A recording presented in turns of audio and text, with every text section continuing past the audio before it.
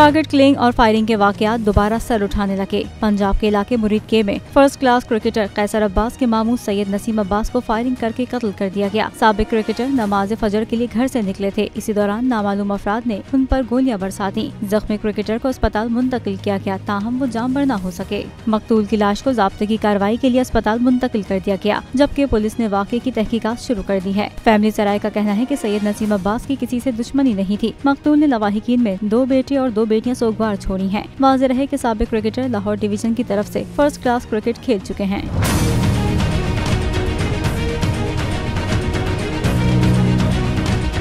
तो नजर आ रहा है सामने लिखा हुआ है जुल्म मिटने के लिए 2 चीजों से मिटेगा भाई। एक, अदल की कुर्सी पे जो लोग बैठते हैं ना, वो अदल के हिसाब से फैसले करने लगे।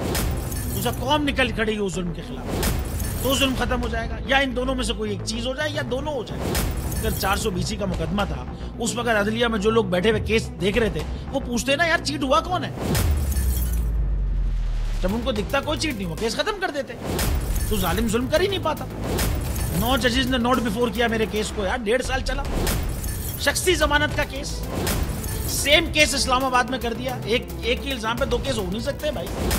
मतलब 60 दिन का वक्त होता है। 102 दिन के बाद मैं जीत गया, केस बरी हो गया।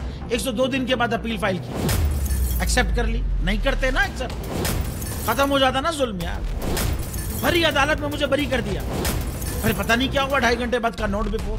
मैं नहीं सुनता ये केस, खड़े रहते अपने फैसले, मिट जाता जुल्म। अल्लाह ताला ने बिठाया इस इन कुर्सियों पे इनको यार, ये अल्लाह ताला की तरफ से फैसले कर रहे हैं।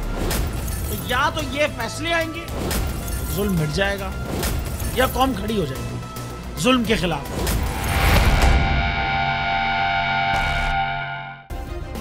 सब्सक्राइब करें और बेल दबाएं ताकि कोई खबर रह न जाए।